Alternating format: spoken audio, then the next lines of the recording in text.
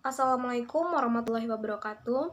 Saya Wiwit Widiawati. Di sini saya akan menjelaskan materi mengenai manajemen media cetak. Yang pertama ada perkembangan media massa. Media massa cetak mengalami perkembangan luar biasa setelah terjadinya revolusi industri yang terjadi sejak 1782 di Eropa. Pada masa itu, peta sosiologis masyarakat mengalami perubahan secara signifikan. Pada saat yang sama, kesadaran masyarakat untuk lepas dari buta huruf pun semakin tinggi. Hal itu antara lain dipicu oleh sulitnya mencari lapangan kerja. Tenaga kerja manusia di pabrik-pabrik pun banyak digantikan oleh mesin.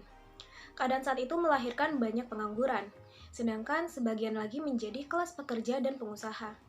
Media massa cetak diakui memberikan pengaruh kuat terhadap perkembangan sosial, ekonomi, hingga ketatanegaraan. Di tengah perkembangan itulah dunia jurnalistik berkembang.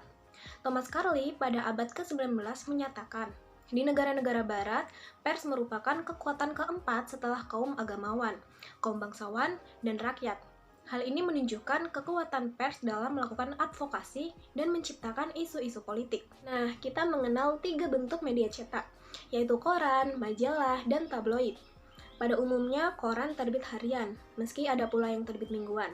Seperti sudah dikemukakan sebelumnya, di Indonesia saat ini setidaknya kita mengenal 2 kategori koran. Berdasarkan isinya yaitu koran umum seperti Kompas, Sinar Harapan, atau Jawa Pos. Dan koran khusus seperti Kontan, Bisnis Indonesia, dan Top Score. Sedangkan bila dilihat dari periode penerbitannya, kita bisa menyebut ada harian, seperti kebanyakan koran yang terbit di sini dan mingguan yang terbitnya seminggu sekali. Yang pada tahun 1980, salah satu yang cukup terkenal adalah Buana Minggu. Dan selanjutnya ada tabloid. Tabloid dapat kita anggap sebagai bentuk yang berada di tengah antara koran dan majalah. Tabloid ini pada umumnya terbit mingguan, meski ada juga yang terbit 2 kali seminggu. Seperti halnya tabloid, begitu juga dengan majalah yang pada umumnya terbit mingguan, meski ada juga yang terbit bulanan. Media cetak seperti koran, tabloid, dan majalah sudah menjadi bagian dari kehidupan banyak orang di Indonesia. Namun, seiring dengan makin ketatnya persaingan antar media cetak sendiri, dan dengan media lain, media elektronika, dan media baru, media cetak mengembangkan berbagai cara untuk mempertahankan kehadirannya di tengah masyarakat. Upaya-upaya kreatif dan inovatif dilakukan berbagai media cetak.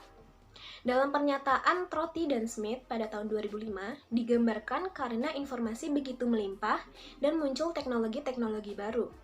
Koran jadi terus ditantang untuk tampil dengan gagasan-gagasan baru dan juga pendekatan-pendekatan baru, sehingga koran bisa tetap relevan dan bermanfaat bagi para pembacanya. Trotty dan Smith menunjukkan pula upaya yang bisa dilakukan media cetak untuk bisa bertahan, yaitu dengan mengembangkan produk baru, sisipan baru, rubrik baru, layanan pembaca, peningkatan kualitas cetak, dan meluaskan jangkauan komunitas. Sedangkan dari sisi struktur organisasi media cetak, media komunitas, media publik, dan media komersial pada umumnya menggunakan atau dikembangkan dari model generik organisasi media cetak. Organisasi itu dipimpin pemimpin umum yang membawahi pemimpin redaksi dan pemimpin perusahaan.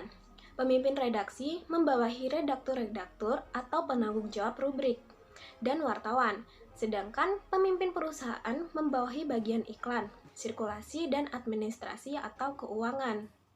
Dalam memasarkan media cetak, pendekatan paduan pemasaran yang terkenal dengan istilah 4P, produk, price, place, and promotion, umumnya dipergunakan untuk menyusun strategi pemasaran yang akan ditetapkan.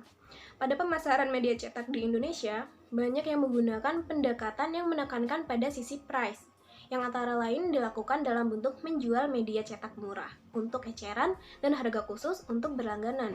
Namun banyak juga media cetak yang melakukan pemasaran dengan mengembangkan produk seperti yang bisa kita jumpai dalam pemasaran ruang iklan dengan menjual paket-paket periklanan yang inovatif. Baiklah, sekian yang dapat saya jelaskan. Kurang lebihnya mohon maaf. Wassalamualaikum warahmatullahi wabarakatuh.